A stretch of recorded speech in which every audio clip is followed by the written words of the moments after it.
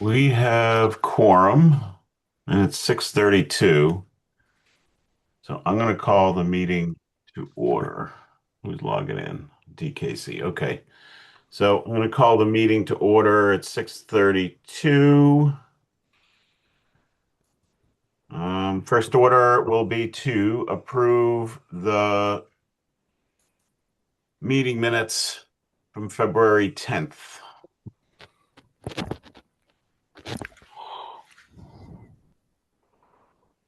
And minute to read those, and then I'll entertain a motion if there's no suggested changes.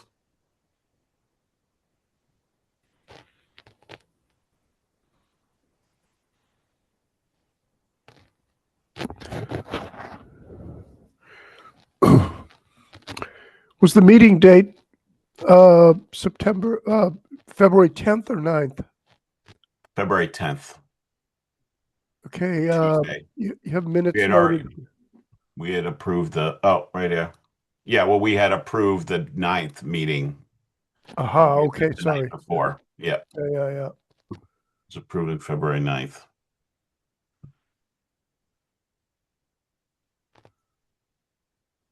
Okay, anyone want to make a motion? I just, Oh, is Tracy's last name, should it be in it, should be consistent? And item number one, I'm okay. I mean, it's just, No, it's you're just right, Frank, but consistency. I can remain somewhat anonymous. who is this Tracy we're speaking of? Yeah. Yeah, Well, there you go. It's in there. Any other Okay. suggested changes? I move we approve them. Second. Okay, so voting to approve, Dan, Yes. Shane, Yes. Frank, Yes, Sam. I did watch the meeting, so I know that it was said that I could vote and I would say yes, but if you feel that that's improper because I still was absent, then I'll abstain. You can vote. It's fine. Okay. Yeah, I watched the meeting and that covers what was in it. Okay. Tracy Yes. and Garrett. Yes. And I am a yes. Okay. Thank you. So tonight we have, I figure we would do anyone new to present, or do you want to do, why don't we, departments that are here, why don't we start with them? We have Captain Hudson from, Fire Department, Signals, is that correct, Captain? You're on mute. Yes, that's correct. Okay, hi, good evening. Good evening. Hi. So do you want to present? My understanding from your end of things is we have fire alarm signal communication receiver and fire alarm station alarm chime tone. We have two items, is that correct? That's correct. Okay, do you want to talk about those items? Sure, I'll read this and then I can speak on it. So what we're looking for is called a new Signal Communications TRX-50 receiver. This equipment replaces the existing Vision 21 receiver, which is no longer manufactured and is basically at the end of its life. The current Vision 21 is over 21 years old. It's not fully functioning. Due to the age of replacement parts, due to its age, the replacement parts are difficult to find, therefore difficult to make repairs. The Vision 21 is part of the Greenwood Fire Station notification system that combines bells and lights to alert firefighters to an alarm of fire. The Greenwood Fire Station watch room also serves as a backup to headquarters fire dispatch. In addition, the Vision 21 allows box alarms to be transmitted and received at the Greenwood Station. So basically, this is a machine that decodes fire alarm boxes. When a fire alarm box is activated in the street or from a building, it's basically a Morse code signal that comes to the stations. And this machine decodes that number code and turns it into an address. So I always say box 33 is town hall. It comes in as a code 33, and this machine says box 33, 1 Lafayette Street, Town Hall. So we have one at headquarters in the main dispatch center and one in Greenwood. The Greenwood machine basically receives boxes. We don't dispatch out of the Greenwood station. This current equipment is original to the building pretty much. So we kind of have got our money's worth out of that piece of equipment. Very difficult to find parts to replace it. So it's failing now. I feel like we've got a good bang for our buck out of it. And basically it's time to replace it. Okay. How old would you say it is? If it says how old's the station? That piece of machinery is 21 years old. And in towns with more than one like fire station, is it typical that you would have this equipment in each of the stations? Extremely typical, yes. So the same machine at headquarters, we replaced, I believe, about 5 years ago with the same TRX 50. One of the ones en route to Ellie's for the food. Okay. Any questions on that request? What is the dollar figure? You get 50,000. Yeah, it's just on the under sheet. 50,000. It's on the sheet as at 50. I mean, you think it's right under that? Okay, Yes. okay. Did the other one that you spoke of come out of capital planning 5 years ago? The one at the main house? Yes. So, and are the Vision 21, you say it's been no longer manufactured. Are the parts for it available in the future? I mean, would they maintain that stream? The Vision 21 equipment is kind of out of date, so finding replacement parts is the difficult part. So I think we've kind of run this machine as long as we can. Okay. And the Morse code, you mentioned the Morse code connection. Is that the same method of communication in the new system? Yes. Okay. Do Yes, we have sir. to worry that Morse code is no longer sort of supported generally? No. Okay. Yes, the answer is no. So basically, these are the same type of machines that the code fire alarm boxes, just different ages. So the TRX 50 at headquarters is 5 to 7 years old, and the Vision 21 in Greenwood is 21 years old. Okay. Yeah, and do we have any other of these in town we should be aware of for the future that might be coming up? No, just 2 fire stations and 1 in each fire station. Gotcha. Thank you. You're welcome. Is this, do you have more than one vendor for which to compare prices, or is it such a niche product that there's only one manufacturer or so on? I would say it's kind of a niche product. I could look further, but it's basically who we ordered the TRX 50 that is at headquarters now. It's the same vendor we purchased that from. So it's good for support. They have parts, and they can also, if we have glitches, we can call them on the phone and they kind of walk us through stuff. And the turnaround time is pretty good. Yeah, I would say very quick. Yeah, I think they're waiting on us. They've kind of been pushing to replace that piece of equipment for a while. Randy, do you know, is there any type of warranty with these? It definitely is. I am not sure what that would be, but yes, it'd be a warranty, I guess, would be 1 year. Okay. And do you communicate with any other towns with this system? Yes, so this is the codes boxes that come from Stoneham in Melrose. Okay. And vice versa, fire alarm boxes that we transmit for addresses for report of fire, or we receive from the street in Wakefield. This machine takes it and then transmits it to other towns. Okay. And the new system would be compatible with whatever communication there is in the other towns. Yes. Yeah. Okay, good. Yeah. The TRX 50 at headquarters now is doing that as we speak. communicating with Stoneham and Melrose. Good. Who's back?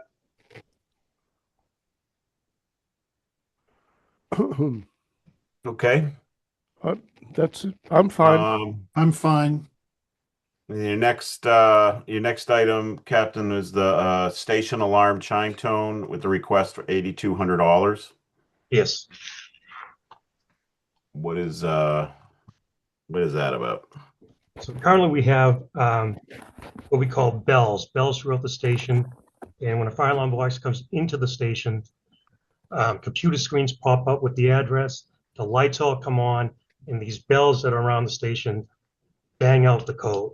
The bells around the station are original to the station, so 23 years old, and they're starting to fail. So we lose a bell on one side of the station, we lose a bell on another side of the station. We try and make repairs.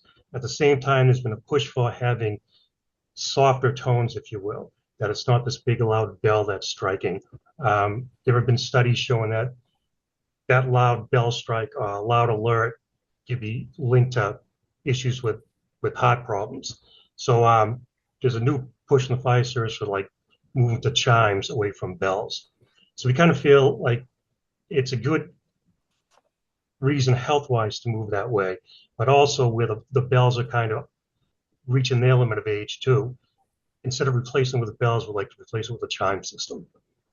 Would this be for Greenwood? This would be for headquarters.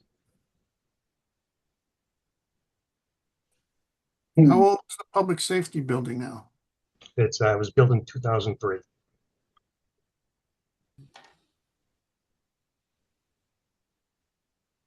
And Greenwood has the bells right now?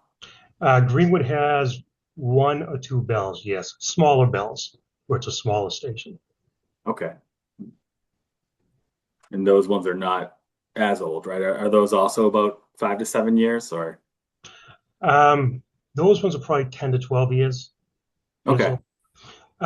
Headquarters has more bells, and they're 8-inch bells, and they're kind of every 20 feet. So there's lots of them. There's more of them. The Greenwood station has smaller bells, 4-inch bells, and there's not as many. Not to hypothetically, to replace the Greenwood bells, would that be about half the cost, or would it be similar? Do you know? Yeah, my guess would be even less than half the cost. Oh, okay. Yeah, because there would be less of them, smaller area. Okay.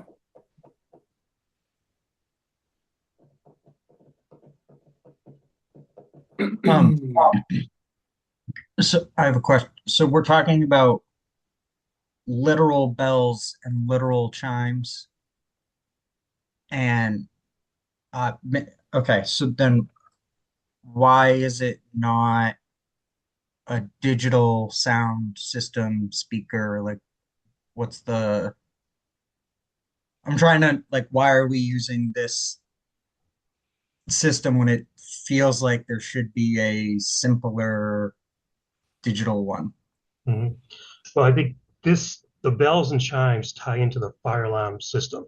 So it's kind of tied into that, what's called a 100 milliamp system. The fire alarm box is on the street. This new TRX 50 equipment that we're going to maybe get for Greenwood, the one we have at headquarters, it all runs on the same system, separate from the speakers and the PA system. So the bells are tied in directly to the TRX 50. So you can either operate, so when a fire alarm box comes in, it's at box 33 for town hall. The bells, the best way to describe it is they bang out box 33, code of 33. The chimes do the same thing, but at like a softer level. And they're also with the bells, because of their age, they're starting to fail, so we're replacing them. So we have to call an outside vendor in. It costs X amount of money to replace some of them to work on them. The chimes would be newer, and it'd be less maintenance, and that's less trouble with them. They tend to not have as many problems as the bells, if that makes sense. And then we have a PA system that is separate from that. If there's a call comes in from 911 reporting a fire, there's in dispatch, they press a button, it opens up the speakers, a tone comes out, and they give the address, report a fire. So separate Okay. systems from that. So this is entirely for just the fireboxes, the fire alarm, pull it on the wall situation. Correct. And then if we're updating the system and the decoder in the headquarters, and I understand it's compatible, but what about the replacements eventually for all the things in the walls? Is that independently done with building rehabs, or is that something that we would need to be updating too? Like where are those in the process? When you mean the devices on the walls, what are you speaking about? Like the red fire alarm boxes on buildings? Yeah. Yeah. So that's private. If it's a private building, they own that box. So that wouldn't tie into this system at all. Okay. So what, like a box, is it their boxes outside? There's boxes on buildings and there's boxes on telephone poles. Okay.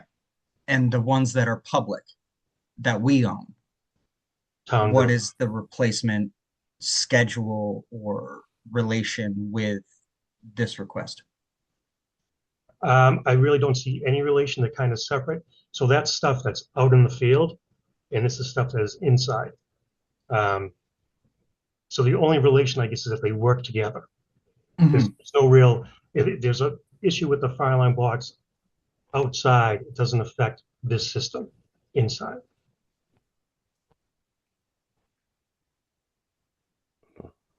Okay. How many public boxes are there around town? There's a total of 333 fire alarm boxes throughout town. Wow.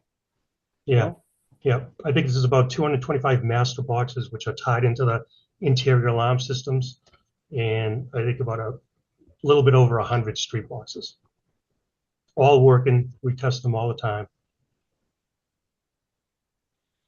And I don't mean to digress, but what is the relationship of the boxes that are on private property they own privately? How do they have any connection at all to the communication systems we're talking about? The only communication, I guess, is it's like there's fire alarm circuits all throughout town. These boxes are connected on the fire alarm circuit. When one is activated, they come to fire headquarters, Okay. and that fire alarm box decoder decodes it, and then puts it back out to the bells in terms of lights on, computer systems, and puts the boxes to mutual aid towns. Okay. So I guess the bells are part of us receiving the alarm and notifying the firefighters in the stations. Captain, is there any consideration, if you're going to be requesting this upgrade for the Greenwood, that you would also be replacing the bells and chimes in that station as well, and come back with maybe a different request? It's 8,200 sort of on the small side for us, Yep. for capital requests, and kind of when we start looking at taking things off, that's one of the first things we look at rather than immediate need is more about costs. So is there any kind of reason not to replace the chimes and bells at the Greenwood the same time you replace the system it ties into? And just tied into that, is your budget, because you come in separately from the chief, do you have a separate budget, or is your budget all rolled into the fire department budget as a whole? No, we have a separate budget. You have a separate budget. Okay. Yeah. But I guess the best answer that I can give is the first request is definitely a need and definitely a priority to take care of, my opinion. This request, I believe at one point we talked about this coming under the fire department budget because we knew it was below $10,000. So absolutely, that could be tied into replacing the bells in Greenwood for the same reasons, and we could come back with a different amount. I think you mentioned the ones in Greenwood are about like 10 to 12 years old. So what's kind of the general useful life of these anyways? Is it like 15 to 20 years and those are That's getting close? Yeah, I'd say about 15, 20 years. Yeah, But I Okay. thought you said there was a health risk there with is a health with risk. the I think sound. yep. I think they're saying that Right. it's better for your heart if there's a softer chime to it. So yeah, I mean, if you replace them all, that would kind of address the health issue part of it. At headquarters, kind of we've been having problems with the last few years with bells not working in different parts of the station. So we either replace it or we put some money in to get it back up and running. And we kind of got to the point that besides the health part of it, is maintenance part of it. The chimes are easier to maintain. Hmm. So are we thinking to revise that $8,200 to something like 12,400 in order to get the Greenwood in too? Maybe that's My that's my my unfair.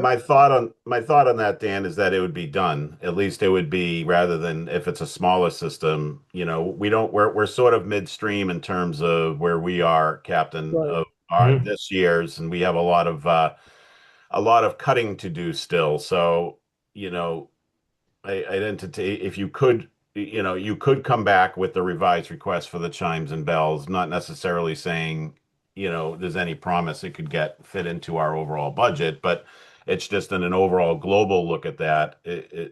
To me, it would be nice to see it all done and then not have to revisit it. But it's a small enough system that maybe it would just fall under your budget either way. So it was I just didn't know what the general plan was for it. So,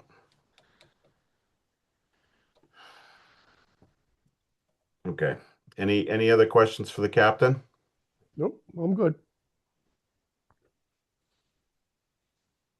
We good? Anyone from FinCom? Who else is here? I don't have any questions, Bill. Thank All you. good? Okay. Um, Thanks, Captain. Okay, thank you very much. Any Appreciate questions? it. Reach out. Thank you. Thank you. Thank you. You will. Okay. And then we don't have IT. We have, even better, Joe Conway, who has a fresh coat of snow on him. Let's see. Where's Joe? Couple of coats. I wish it were none, but Oh, and you got a special guest. I do. So sitting with me to my left, just to the side of your frame, is Chris Pierce, our buildings manager. So he usually joins me as we take this tour through our requests, just for questions and things like that. So I figured we'd sit here together, and I'll go through some of what I sent you, Phil. If you can let me share, I'll just kind of use some of those pictures to walk through things. We'll talk about, some of the stuff that we have and a couple of recommendations we have alternatively at this stage in the game, if that's okay with the group.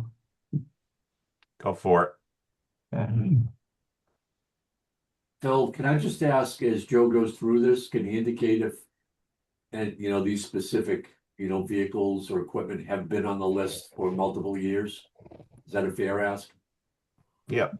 Joe, 100%. Joe, you can touch on that when you go over any of these. Totally. So, Yes. Thank just you. as a blanket, all the vehicle stuff is all brand new to you this year. So this will all be first timers. Generally, rule of thumb here, vehicles is just first, so I'll go through that. But the rule of thumb here, what you'll find in different literature out there is for people in our vocation, our fleet and hydraulic equipment, your optimal replacement is more or less 7 years. Is that realistic in the setting that we're in? Probably not, if I'm being candid. So generally, on some of our small things, we shoot for 10.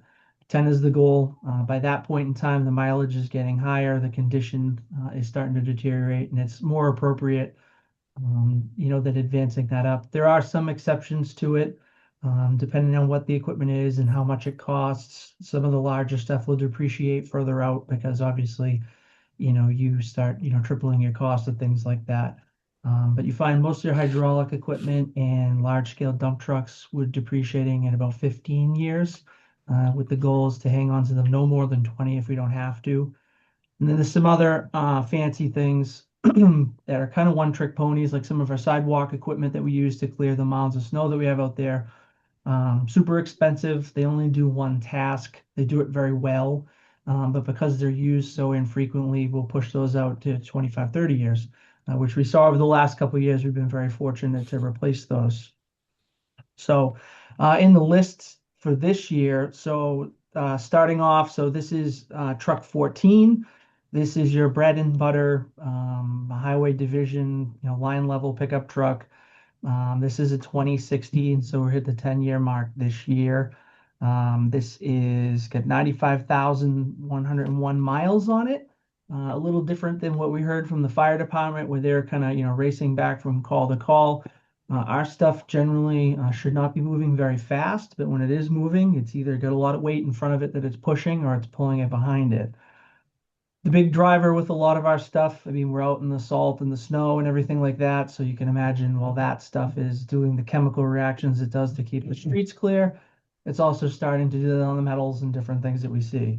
So you'll notice, like on this vehicle, the wheel wells are pretty much gone. This condition here is indicative of what the underside of the bed looks like.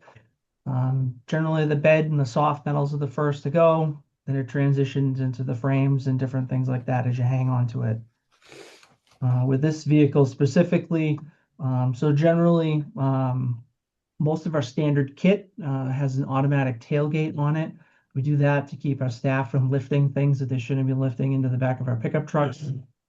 These little weep holes here in the bottom are actually not that. That's actually the metal that's been patched a few times over, starting to break through. So just a couple of ideas on the condition there. Full replacement of this, recommended, updated from last time, Phil. This is 110,000. With 14. Okay. Correct. I'm gonna go line by line, so Yep. I'll read off to you as we go too, so you can update your sheet live. Yep. I feel like now you're the scribe. It's not me. I Joe, learned from the best. Learn from the best, Joe. can I ask a quick question, or would you rather I just kind of wait until you're done with them all? Nope, you can ask whenever. It's more just about like the utility of it. So that 2016 pickup, is that mostly for plowing, or is it for a bunch of different things? Bunch of different things. So everything that we buy that could be equipped with a snowplow on it has it. Case in point, like over the weekend, everybody that can drive anything with a snowplow is out on the street doing that. The amount of hired contractors that we've had over the last few years has dwindled. The availability of help on the private side is about 60% reduced to what we'd had, even just pre-COVID. So we find ourselves picking up more of the slack. But anything that we do plow snow, the highway division operates that vehicle. So a lot of what they're doing, this vehicle is lugging around either an air compressor or different trailers with our excavator on it. We can have concrete in the back of it, different block, things like that, moving materials. So it's really a combination of snowplow, donkey, basically lugging all your things around, you name it. Okay, thanks. A little more or less of the same. So this is truck number 92. This is a 2015 that's operated by our Parks Department. This is a rack body dump truck that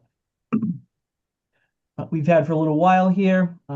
This is about 77,000 and change. It's just about to hit 78,000 miles on it. Same as the other vehicle before, primary snowplow. This also does a lot of work related to ball diamonds and things like that in the spring. At the sake of being redundant, you could see here, these are actually where my cursor is moving, are the frame rails on the dump body. These edges, when they're brand new, are straight, and as the metal, gets aged and subjected to the elements and it deteriorates, they tend to warp, lose their strength. Very similar to the way that the body of the previous pickup truck. Here's the first most vulnerable pieces to these we find, and then as these fail, you work your way further into the vehicle, and it continues to advance in decline at that point. It's just another picture of some of the rot that's underneath this thing. It can be deceiving because, sometimes that Omaha orange does look pretty decent. But when you really get down and underneath it, that's where all of the surprises and most of the ugly lies with these things. They work hard for what they do. And we try to get as much as we can out of them. We just want to make sure that we're being smart with our asks, and that we're bringing these up to the committee here before we get to the point where we're starting to throw good money after bad. Included in this, we don't need to go, line by line through it, but this is just some of the backup to how we get to these numbers. So generally what happens is the cab and the chassis of these vehicles, or any vehicle that I'll talk about today, come from the automobile dealer. And then there's a secondary company that does the upfits, which is basically anything beyond the back of the cab. Install the snow plows, the toolboxes, whatever we need to get the job done there. So there's two pieces there that you'll see and give you an idea of how some of that materializes. I'm going to go a little bit out of order, but just so we're on vehicles, I included the two vehicles that we had from the enterprises, just because they're all kind of in the same genre. This truck 84 here, this is Water and Sewer Division. This vehicle is actually a 2014, so we've gotten a little bit more extended life out of this one. This truck is 88,000 and a half miles, and as you can see, to beat the dead horse completely, I've been talking about the rot and Oh, different things. jeez. So this is the cab. This is essentially the bottom of the toolbox. The frame behind it is an okay shape, but the toolbox on this one has basically become Swiss cheese. Just to note, aside from the previous two vehicles, this vehicle looks worse because these vehicles are stored outside for their entire life, so they don't get any break from the weather being stored outside at Broadway. There's just a couple more pictures for you so you can see the metal gone on the bumper here. Yikes. Out of anything that gets worked hard, anything that the water and sewer folks have is probably worked the hardest. It's just a picture. So the bumper basically, and the bed liner is actually more intact in the corner of this that's been welded. Joe, can I ask Yes. a question? Joe, why do you wait for something like this to be in such decrepit condition before you bring it forward? Honestly, so Bill, with this one, these are funded out of what may or may not be available in receipts, or retained earnings to the enterprises. The last couple of years, we've had a lot of our big ticket dump trucks, backhoes, and our vac truck that we bought. Right. Those are substantially more expensive than this. So we kind of paused and did that. A little bit of work on a truck this size can get you a lot further than some of the bigger stuff. To be all honestly, if this got to the point where we couldn't patch or repair this bumper anymore with welds, we would cut it off at this point, remove the tow hitch, and go from there. Typically, we wouldn't want this to go as long as it did, but given the last couple of years leading up to today, it kind of got naturally subsided, because what this thing's doing versus a 10-wheel dump truck, a hierarchy of need there. We went to the bigger stuff for a couple of rounds, so now we're filling back in. Just what is the lead time in getting this truck and getting it up, a truck like this and getting it upfit? Are you talking a year? These ones, yes, unless the manufacturer does something at the corporate level where they either push back a purchase order, or something to that level where the manufacturing is delayed. We would expect to see something of this size in about a year. When you get bigger than that, and the fire chief has talked about it, I think I've said it a few times. Some of your bigger CDL type trucks and things like that, you're 400 days plus. And then, depending on where you hit your slot in line to, and the state of the world could push that even longer. So this so far, medium to the smaller end, heavy duty has not been too bad. Especially with upfit and things like that, there's more options of people that are equipped to take this type of project on versus some of the bigger things. So Okay. we're cautiously optimistic that a year or less, we should see all of this. Okay, I appreciate your additional commentary. Thank you. Absolutely. Not to go too far off. It's interesting. So a lot of people have noticed we've actually procured a lot of white vehicles instead of our, traditional orange. That move was done for the exact reasons that you bring up. So the manufacturers wouldn't actually produce a vehicle in this color orange unless they had 10 of them on the assembly line to go. So we were waiting and waiting and waiting, and it got to the point where, we made the decision to move to a different color just because we were sitting in line and we had no idea when, there would be enough there for them to get us what we needed. So whether you love white or hate white, there's a little bit of a reason behind it. So more of the same. The upfit and the chassis, the chassis for this truck, the water truck, and 14 that I talked about are the same. That's why these two numbers are on it. This is bid through state procurement. This is Stoneham Ford that actually has the contract for that. Same thing. This is another water and sewer division truck. This is 68. This vehicle actually got hit. It hit a guardrail coming around a snowbank that they couldn't see. What ended up happening is the box got tweaked, and the price to replace the box was not worth fixing it instead of bolting a street sign on it and making it safe. So this 2012 with 87,000 miles on it is up for us to ask to be replaced this year.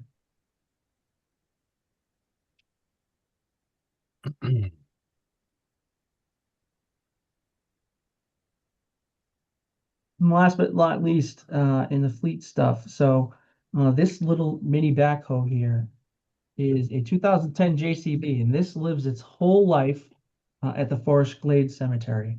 And it's a little bit of a unicorn in the sense that it does everything all the other backhoes do, but it is a weight that can drive over everything that's buried underneath the ground there and gives us less of a risk of actually, caving in on some of the vaults and things like that. It's a weight-based decision. So much like anything, this machine's just starting to get old. It's just starting to get tired. The bushings and bearings and wearing out and different things like that. Cosmetically, it looks pretty decent, but mechanically, it's getting time. There is no real substitute to this unless we find ourselves, way at the end of a row and we can reach in, off the street with some of our bigger stuff, but that doesn't really happen very often. Will Forest Glade be its final resting place, Joe? Maybe. We don't have a vehicle boneyard down there, but we might be able to do something. Well, if she ends up going, we'll put a nice stone up and make sure it's properly memorialized for sure. Sounds fitting. Thank you. One thing I did notice too, so I do not have the quote sheet for this for you. I was trying to get the folks from JCB out here the last 2 weeks to give us a trade estimate on this. And with the snow and everything like that, I have not been able to land them. So I expect to get that any moment. So with that being said, I guess before I go into anything else, that's all of the vehicle pieces that we wanted to talk about. Up in the tax portion of what you've seen so far for a rollout, we had 2 other pieces. We included our street sweeper this year. One of the reasons being with that, it's getting to about 10 years old. The interesting things with street sweepers are everything that moves mechanically to allow that to do its job has to operate by being dragged around on the ground. So as you can imagine, those are, high wear and tear parts, and, things go south pretty quick. They tend to fall off the cliff. That in the metal of those machines is wet, for dust control and things like that. So occasionally the rust and rot on those could be advanced. We had sent it out. We send it out annually and have the whole thing gone through, from point A to point B, evaluated, looked at, and we got a clean bill of health on that machine this year after we sent this in originally. So we're going to actually recommend to remove that for the time being. We'll evaluate it over the summer, and then that will be something that will likely come back maybe this time next year. Same thing, truck number 94 is basically the twin to the dump truck that we looked at, second off in the list. Really, even though they're both listed priority 1, there's 1 and 1A. So if we got one, we knew that we would be okay waiting for the other one to come next year. So we would recommend doing that. That's why I didn't speak to anything like that today. So that will be one. Those 2 we'll likely see next year with whatever comes in based on our depreciation schedules at that point. Okay. All right. So some of the building stuff. So in Town Hall's had most of its, almost all of its windows replaced, at least in all the big floors. The last bit that have to go, there's 17 large windows way up at the top that would require us to bring lifts in to do that. Price estimate for that included here below, just a kiss over 47,000.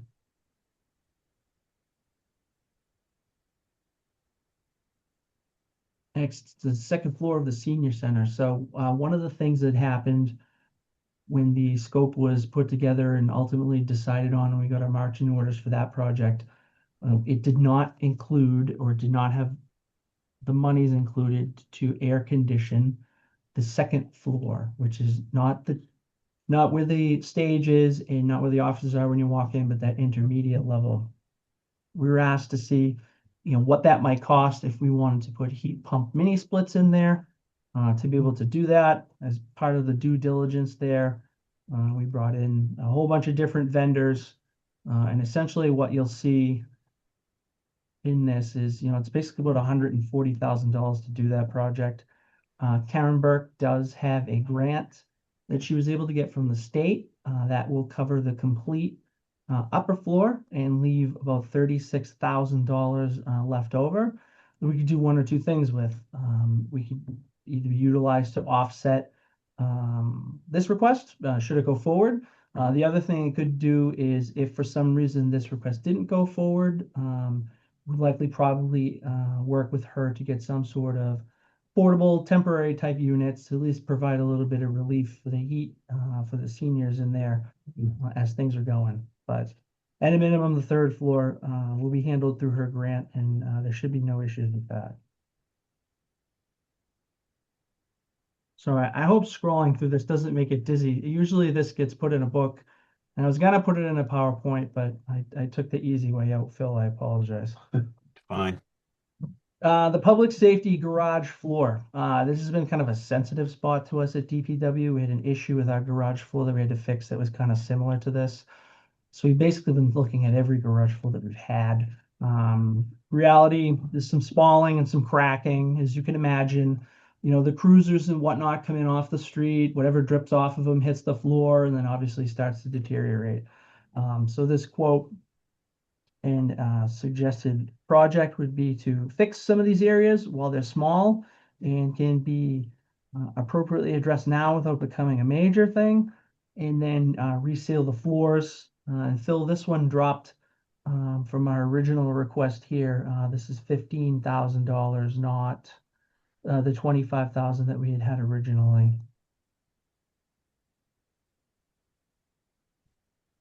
I remember there being a lot of settling in that building. Is this really going to correct it? This isn't settling cracking?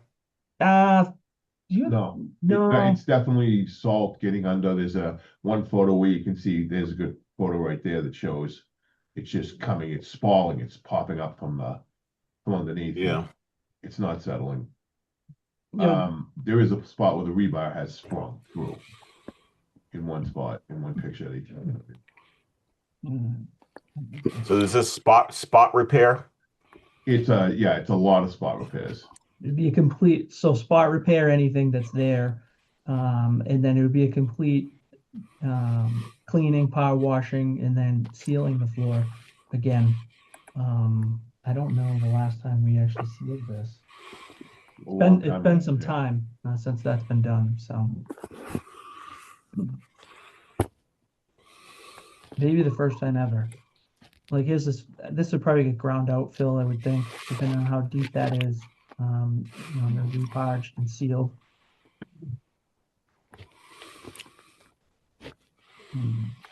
Just some more ideas of that.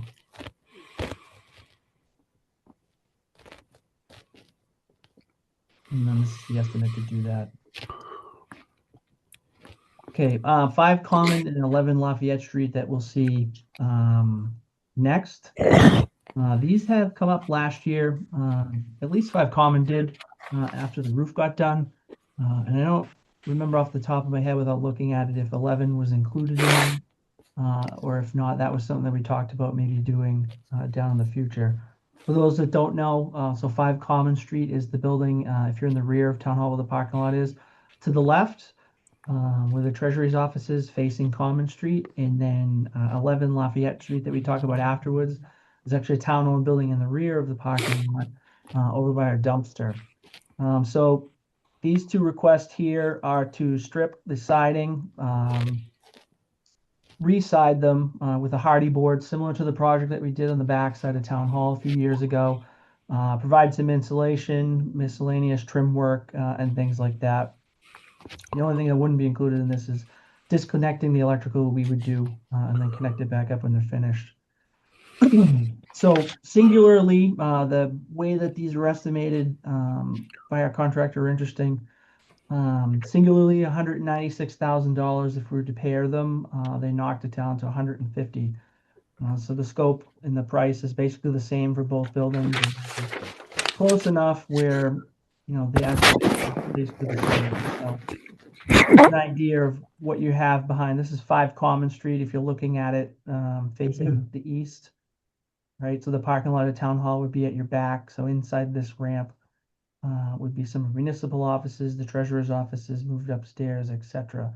This siding is aluminum. It's aluminum, yeah. The siding is aluminum. The last couple of years we've done windows. The roof is new. This would be the last piece of it, essentially. Do we know what's under? Have you peeled it back? What's under the aluminum? Press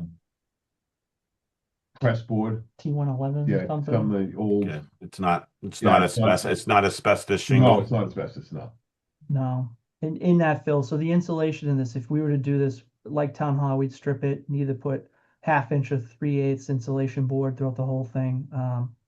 I don't know how far the windows are furred out and what you'd actually be able to use there, but that's all incorporated in that and sealing everything up. Sorry, I'll go a little faster, but same thing. So aluminum siding here too. This is 11 Lafayette. So if your back was to the previous picture, this is what you would see on the other end. The other 2 properties over here are privately owned, but the town does own this. Currently, IT is in this building, and there's some computer storage. I think some testing space for some of the things that they're doing there. The fire escape here was something that came through the capital planning committee a few years ago. As the old one basically rotted off the building, for lack of a better term.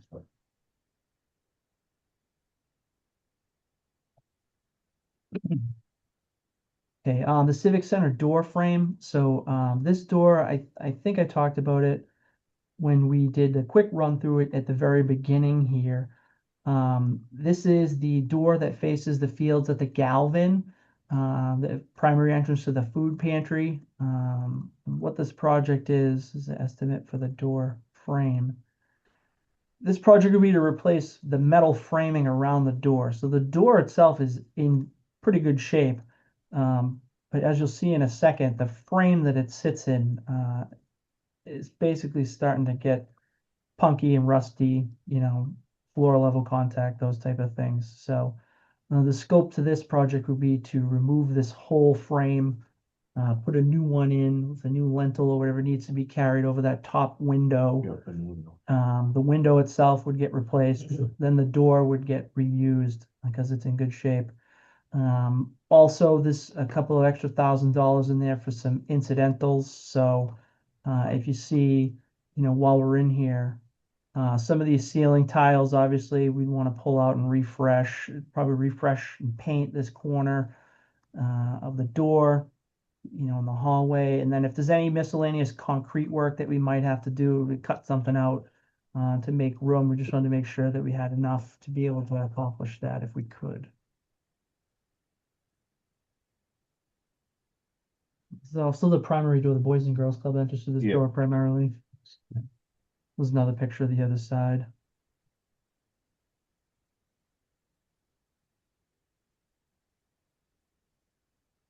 Okay. We talked about last time the divider in the gym at the Civic Center. My apologies. The person that we need the quote from has been out of the country, so I should have that back.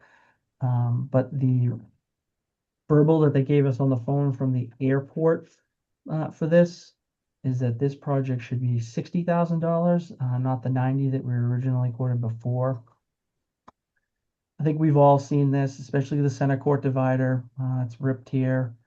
There's some other phrase and different things on it. I think this may be original to when the town took this building over in 2011.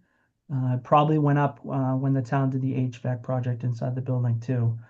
What this would also include, should we were to do it, if you're familiar with the building inside, there's a mezzanine above the door that you walk in. Would also provide a curtain similar to this, like a privacy screen, just to cover that up.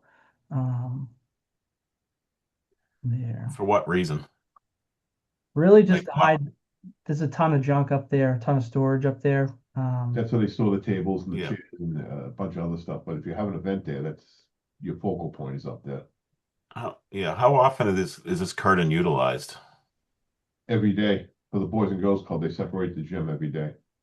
And the rip is in the right hand of this picture. That's the rip. And then there's the staining. Is there any other rips in this? Small ones that you can't see in the picture.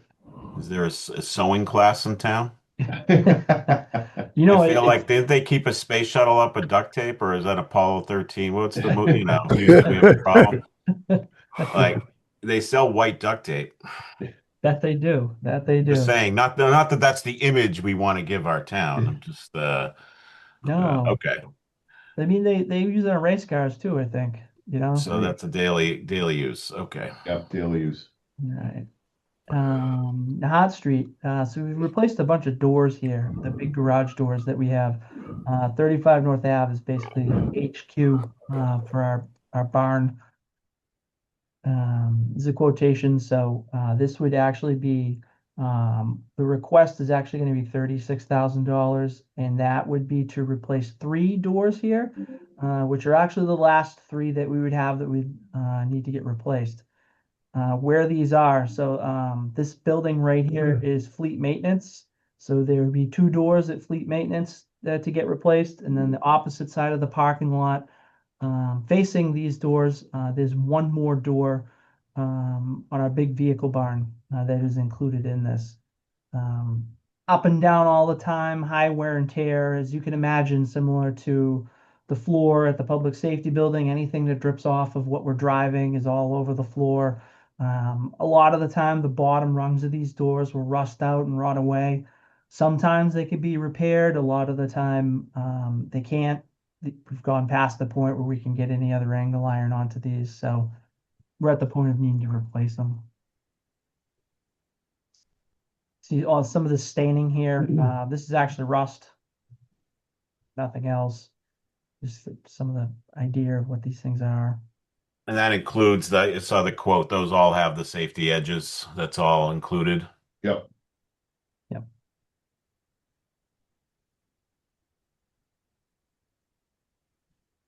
Okay. And still, so these ones, all of us are still manually actuated, so we don't have anything on a remote or device. So a human needs to go to the door and open it. A human needs to go back to the door and close it.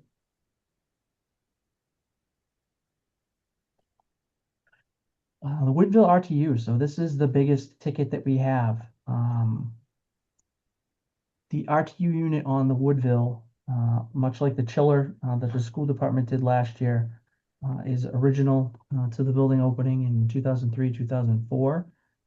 Michael, our HVAC mechanic, was actually there when he installed it and did the factory startups on these. So as you can imagine, you get 24 years of something that lasts about 25 years. So this is why this is up. The same thing with the other 2 at the Dahlberg School that we talked about. The price for these is shockingly expensive. $260,000 was the quote that we got from the manufacturer for an in-kind replacement. That is basically just removing what's there and putting that back on. We were doing this type of work during COVID. You could have bought this unit and done all the labor for around 110,000. So these have jumped up significantly One thing to note, so in the energy reduction plan for the town, it was included in there to look to turn all these into air source heat pump. The pricing of $260,000 is not to do that. That would be an additional $60,000. And to further complicate that, the units for the air source heat pumps are even heavier. So we need to bring a structural engineer in to take a look at some of the load limits on the roof and the blueprints. And then there will also be more significant wiring that would need to be done. So we need somebody to come in there, and likely it would need a new service, beyond what's up there. Right now, as it stands, for an in-kind replacement, we would have to rewire a 200 amp service to this, which we would do as part of that, through our natural, work that we do. If we were to go the other option, it would become even more. With that being mentioned in that, if we were to look at air source heat pump, I think, a better recommendation for this would be to bring somebody in, put together design, so we have a scope and a plan set. We can go out for an invitation to bid. But we want to include it so we can have a conversation on it and we could see, because obviously we have the Woodville this year, and then we know there are two other ones at the Doll Bear, that my recommendation, like last time, is to remove for this year, but they will be coming as the years go on. So it is something that we'll have to be mindful of, that, in the next few years, we will see, a big number in this batch of different building requests that, will absorb a decent amount of, other projects that could have been done for some 40 to 60,000. Joe, I may have missed it. How old is the Woodville unit that we're replacing? So it's original to the building opening. So the building opened, I think, in 2003 or 2004. They split the year with the kids. So Yeah. It was done at that time. So Okay, so 20 years. 22. 21 years, 22 years, give or Yeah. take, depending on when it was actually manufactured. So, you get about 20 to 25 out of them before, you really want to get those out and replaced. So, we're here with this one. The same thing with the other two. There's only one on the roof? There's only one unit? I believe there's only one ITU, yeah. One RTU, yes, one chiller. The Doll Bear has the multiples. Yep. Okay. Or if there is a multiple one on this, I'm confusing the two buildings, but it would be much smaller than this. Okay, thank you. Joe, it sounds like there is at least 100% price increase since like 2020. And Daikin, I think, is a Japanese company. Do you know if any of this is tariff related and might go down, or do you think it's like a natural price increase? Probably a little of both. I think this manufacturer, carrier, you name it, you're going to see all in the same wheelhouse. I don't know if anybody's going to be exponentially cheaper than the next. We talked to these guys first because the company McQuaid that did it sold the same units, so we were trying to get it as in kind. Like I said, our HVAC mechanic was actually the one working for the company that put these on the building originally and started them. So we wanted to get the most direct in-kind replacement, quotation that we could to try to avoid cribbing and, some of the haunting Curbing things, stuff, yeah, changing it all. Yeah. Yeah, the pricing on it's shocking, where this is and where this is at. Is there a decent warranty on these kinds of things? I believe they gave you a 5-year. Yeah. Should be in this. If not, I have the warranty documentation I can give you. But I believe it's a minimum of 5-year, and then You can probably buy it up. for workmanship. What's that? Could you buy up a warranty? Do you know? I would imagine that you probably could. I would think, they're in the business of sales. Most of them would probably have something that they could show you, whether or not it's advantageous or not. We'd have to see it and look at it.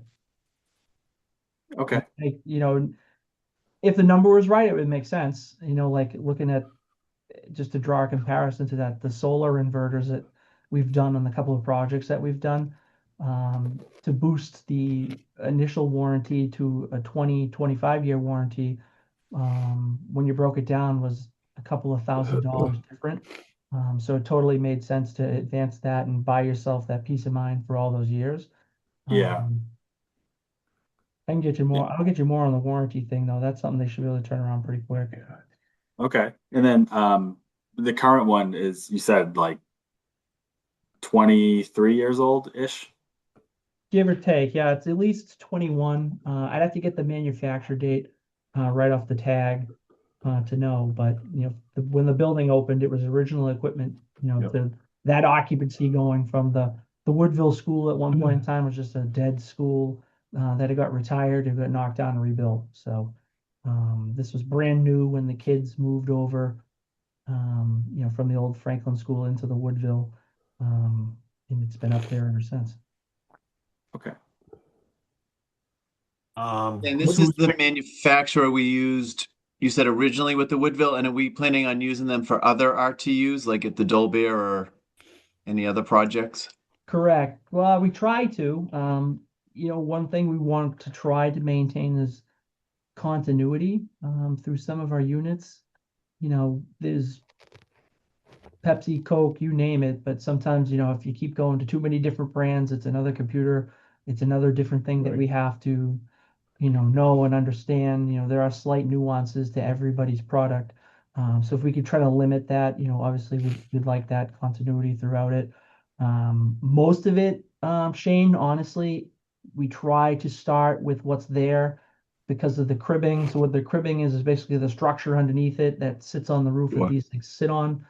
A lot of the times the sense. footprints don't move too much or change too much from what's originally there, but if you use somebody else's, they may have some proprietary mounting system or, dimensional irregularity, then, might drive some differential cost into replacing these things. So, No, makes sense. Makes sense. And again, I don't know if I missed it or not too, but are we using these guys for the new high school also, or? that might be either a Phil question or a Joe B question if he's still hanging on, but Goes I on. don't know what we have actually up there for mechanical. All the units are just dropped. I could look at an old report. I don't think it's taken. There's I'd have to probably check. what, 4 or 5 of them that would be the sub bidders for that, Phil. I don't Probably even have know. Yeah, They can carry a train, something like that. something like that. What's going on? So these things never go on like replacing an exact puzzle piece. They're always different my experience with RTUs Exactly. is they change the shape and size. You have done, I'm assuming it's sitting on steel dunnage, it's not sitting on the roof. The quote Right. says it doesn't include the electrical disconnects, which are in different places, and then there's always roof work. So is the town picking up all those auxiliary costs related to this? We would do all the electrical disconnects anyway. We're here. In-house, yeah. And that's there. And then this one, if you go this route versus the air source heat pump, we would actually have to bring a new 200 amp service over to it that we would pick up and do just as an operating cost.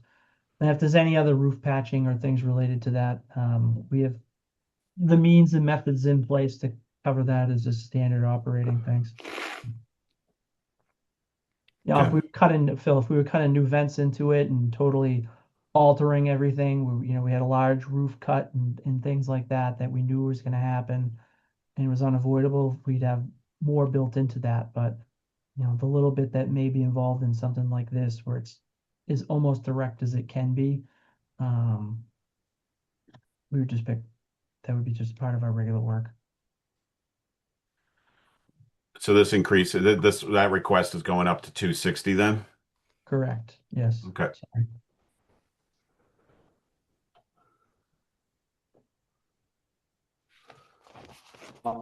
Joe, I don't know if they would provide this, but if you're going to ask about the warranty information, if they would be able to kind of quantify like their tariff exposure. The only reason I ask is because it could be like a very rare thing where if we push it out a year, I don't know if the prices could come down if things are unpredictable with that, but maybe not. I don't know. Excellent question. Definitely worth asking. We'll get you that ASAP. Okay, thanks. Timing sometimes is everything. You never know. It's volatile. I wish it wasn't. I wish I had the answers to it. That's for sure. makes it harder for everybody, that's for sure. So Phil, on your sheet that you're running down on now, so we would recommend, because these are what they are, that the two at the Dull Bear wait for the time being. And then we'll revisit those when we talk next year. That's the cafe RTU and the common area RTU. Correct. Yeah, that's correct. Yep. Okay.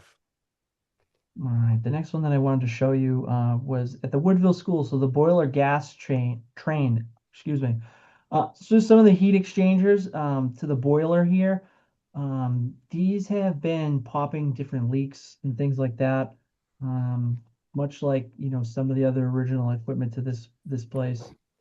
They're getting old and tired and need to get replaced. So in this packet that I had sent out that you'll all be able to take a look at is our price to replace all of this, repipe it, and get this service to these boilers in the shape that we want it in. We also included a little bit of money, so while we're in there, we have some other piping that our plumbers and boiler folks want to do with that too. That's why that request is a little bit different than what you see here. So our request for that is 10,000, 7,000 of it being the bulk majority of the project, and $3,000 in additional piping that we want to do inside the room.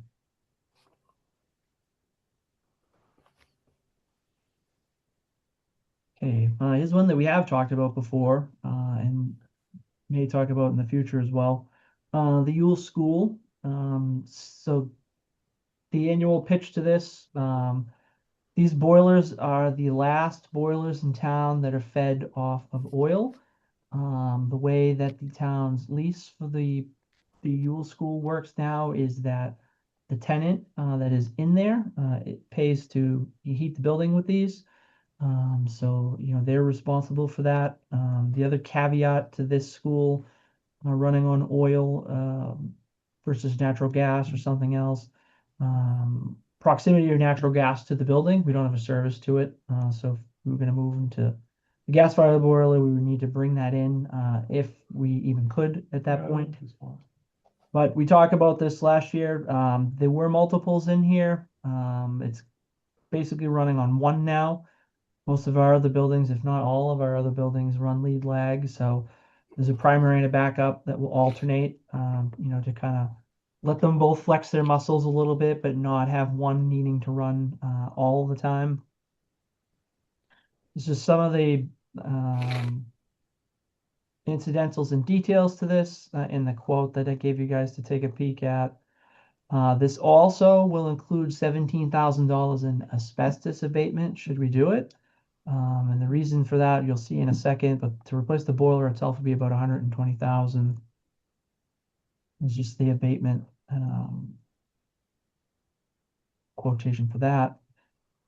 So here they are here. For those of you on the committee that may remember the boilers we did at the Doyle School, these are very similar. All of this white is actually the insulating asbestos on these. So before these big cast iron pigs can get out of here, all that asbestos would need to be abated, properly removed. Jeez. And then you could get to the real work, which would be, replacing one of these boilers. Is it for the removal of both of them? And rather than keeping an old decrepit one behind for someone in the future to deal with, is the quote to remove physically both out of that room and only put one back on a new pad? No, the other one still works, so we're gonna keep the original one working and put a new one in beside it for a lead lag. So the old one that does not work, Phil, would come out and get a new one, and then the one that's in there working now would default into being, reserve, emergency, backup status. Which one is the new one? Newer one? They're both the same. Neither. They're probably original to the building, or Which one's working and which one's not? The one that you see in the picture, the closest number one, isn't working. Is So not one working. is not working. Okay. Do we have a ballpark sense of what the cost would be to basically like put in a gas line and overhaul the heating system? it would depend on the availability that they have out in the street. to run the line, I mean, that's what we do, even if the DPW, did all the trench work and everything, we could get the conduit into the building. I'm not worried about that at all. It's what the supply pressure looks like, and if there is even the means for the folks at Gas and Light to be able to get this in there and not rob, whatever else may be in the neighborhood, from what they have going in there. We would need to ask them to weigh in on that before we were 100% confident in that. Um, the barrier to this point, the last couple times we talked about it, was the lack of the service being there. Um, they have their own moratoriums and things going on. I'm sure, they wouldn't object to us doing all the trench work and everything for them and trying to lighten the load on them.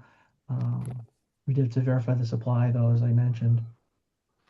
Yeah. So, And but I guess oh, sorry. So who's going to go? Garrett, go. Sorry.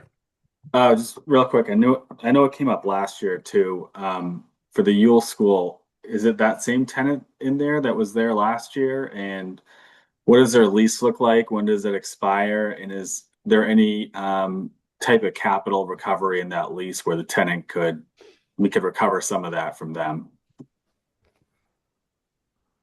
The lease with the tenant here is actually executed between the school department and the tenant. This request comes to you from DPW because our charge is to maintain this type of infrastructure.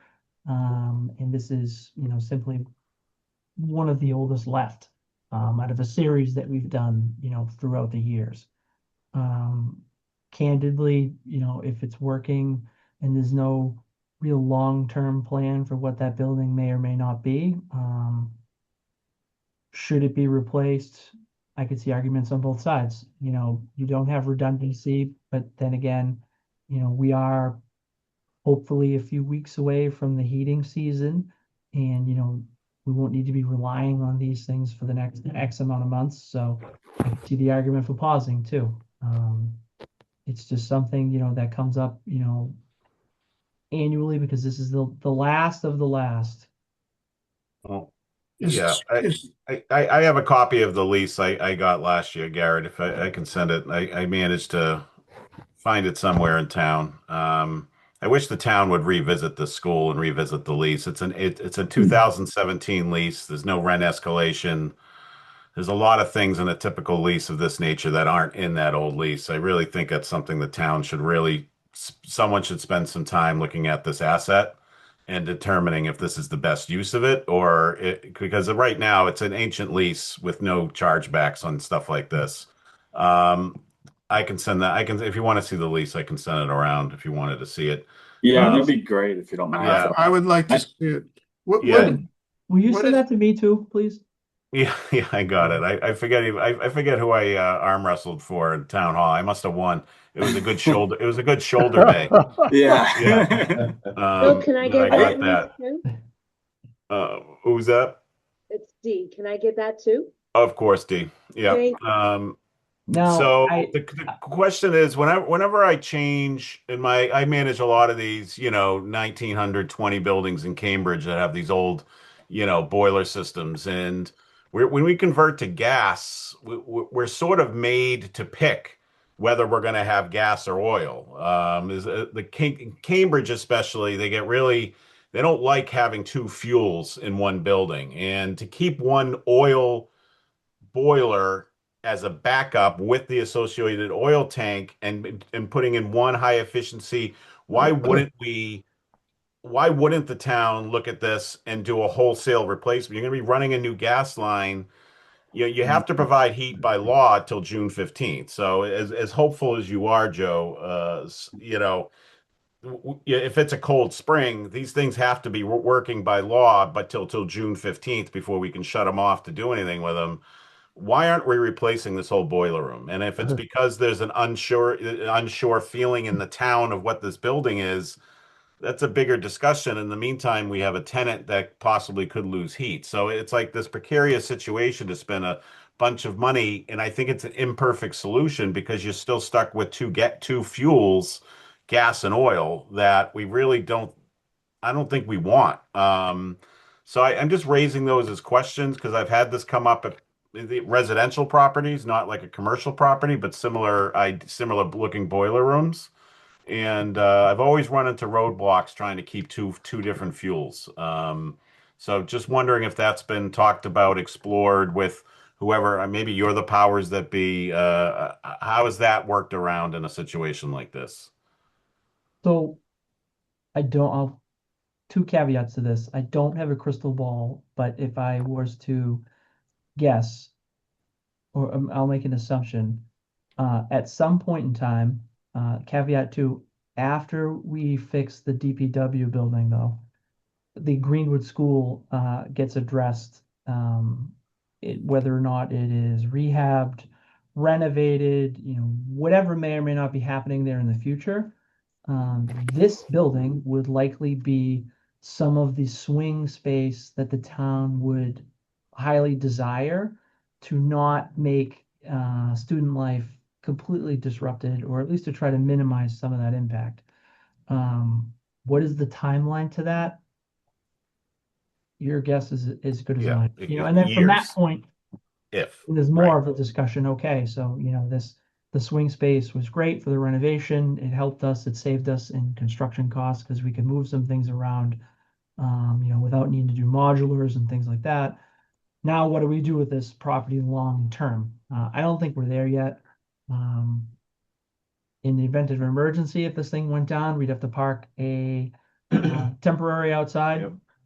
Feed it in and do that while we worked up an emergency procurement to get something going on the inside. So Yeah, like the infrastructure, getting the gas to the building is number one. Like I'm assuming the town might have some pull with the gas and light department to do that, but residential homeowners right now to transfer to gas isn't necessarily a quick process, is my understanding, from people in town that have tried it. So maybe the town has a little more pull because you're the town in getting gas to the building and making sure that can happen. There's a lot of ledge, as you know, in that area, all of Greenwood, but in that area especially. So I don't know. I think a more wholesale approach and maybe coming back and maybe even a separate warrant article for this might be more. I think would be better for the town in the long run rather than leaving a piecemeal half and half. We've known these boilers have been here long enough. This is probably, I can go back, but anyone that's been on this committee, I think this is probably what, at least the fourth plus year we've seen this of requests come in. So I don't know. It's a lot of money for just half the boiler room, I guess is my thinking. no, So I don't. what department has this building? Is it the school department? Correct. Yeah. Could we just send it back and tell them Give them the bill. effectively what Phil is suggesting? Yeah, just Come send them back the with bill. They're paying for it. Yeah, yeah. Look, I don't think your reasoning is off base at all, Phil. I think you're right on. Let me go. I'll find out. I'll call Pete over at Light directly and just see, if the town desired to get gas there, does that bring them any agita in the area? Even if my crew, I mean, if there's ledge, Well, we could bust it out. I'm less worried about that at the moment. It's in the wheelhouse of what we do anyway, but I'll start with that point.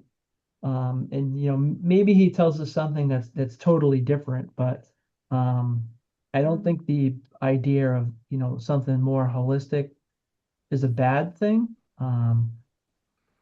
It's it one of will, those. yeah.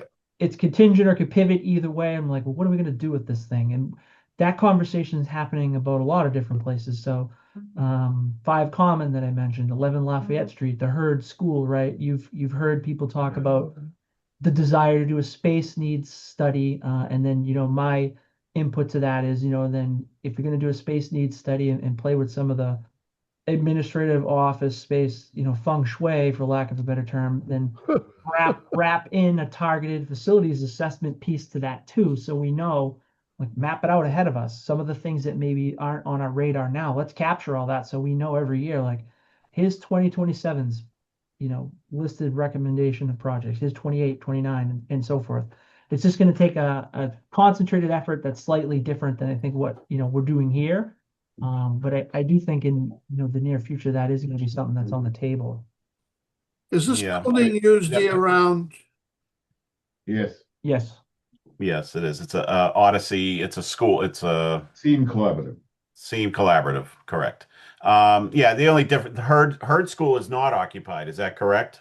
That's correct. No, it Right. was So there's a little more to wrap this up in an overall. I hear what you're saying. I think, and if time was not an essence, you would do all that space needs. I think the town just needs to get, and then it's not this committee's charge to, but these requests keep on coming in for this building that no one has any idea what the future is.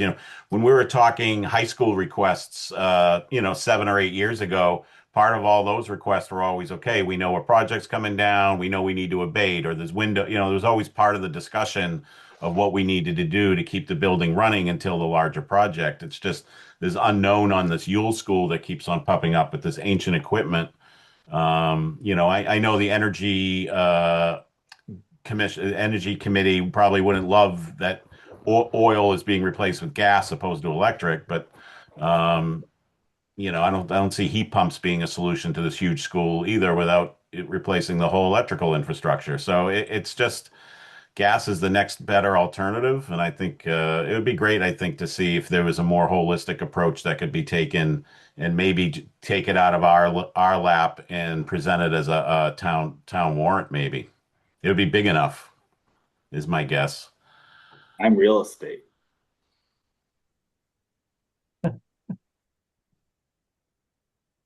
I will do some digging on that, Phil. And I'll give you I'll present you back with some homework that So I this wasn't on our initial list, Joe, but I'm adding this Yule School boiler replacement to our list, correct? Oh, but did I have this written as something else? I might be looking at something different from We you. didn't have Yule. I was looking. We didn't have Yule anywhere. Oh, We had a library. We had an HVAC placeholder for the library. so let's talk about that for a second. So the HVAC placeholder for the library, you can remove that.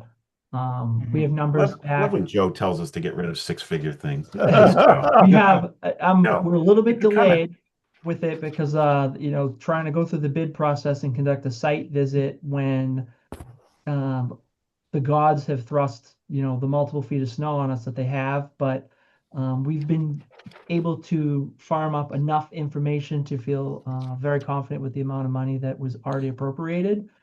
So we don't think that we'll need to be into anything additional for that. So for that case, we can remove that. Yeah. Okay. Okay. Thank you. Any other questions on this item? Nope. Okay. All right. Just a few more that we wanted to kind of highlight here with you guys. So this is one that we've talked about before. It comes and goes depending on what we have for a need. This essentially is an ask to see if we can we had an old scissor lift for a bunch of years. We retired it. We did not replace it. At the time, we weren't doing a lot of stuff up real high that, required it. And then, as Murphy's Law, would lead to, we find ourselves back up in the high spaces in renting, more and more and more. So there's a request in here, and that would be for $20,500 to procure a lift, hydraulic scissor lift like this, so our trades folks can get up into the ceilings. The other thing that this used to do and would still do, if anybody at the school department had any reason to need it, obviously it's a shared resource between everybody. But that would be to procure this, and then with an allowance in there of $8,000 to get a trailer for it, so that we can tow it around, and make sure we can get it from place to place. It's a little bit too heavy for the lift gates that we have, and the way that some of the angles work on some of the other ramped trailers that we have. The low profile of this won't make it up and over it, so it would need its own ride. Is So this how much is that inside total and outside request? work? Excuse me. Oh, sorry, Frank.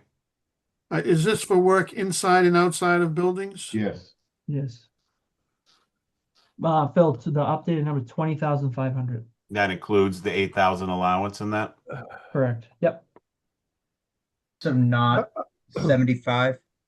No, that was That was a different, we got the quote for a different lift. That was for like your outside low. You don't need an outside low.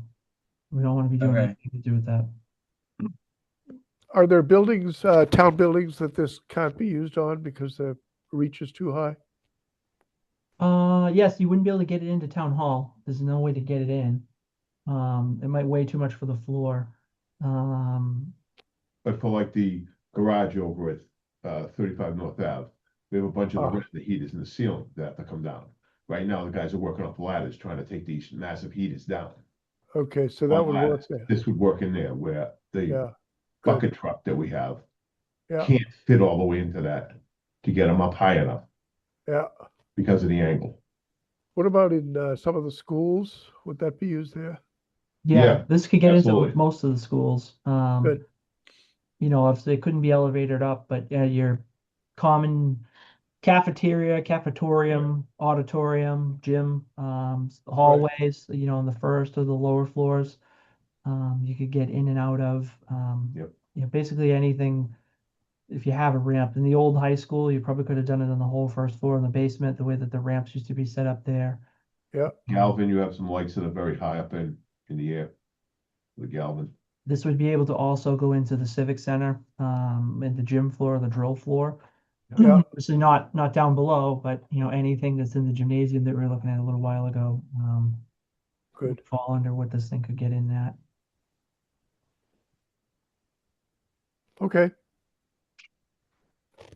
All right, rolling on. Nothing real too fancy with this one, but the two-gun paint machine that we talked about earlier. So one of the reasons why this comes up, there's a change in, believe it or not, the width of some of the stop bars and things that we paint. One of the things post-COVID, we used to farm out all of our line painting and hire somebody to come in and do that for us. We took that over internally in almost its entirety.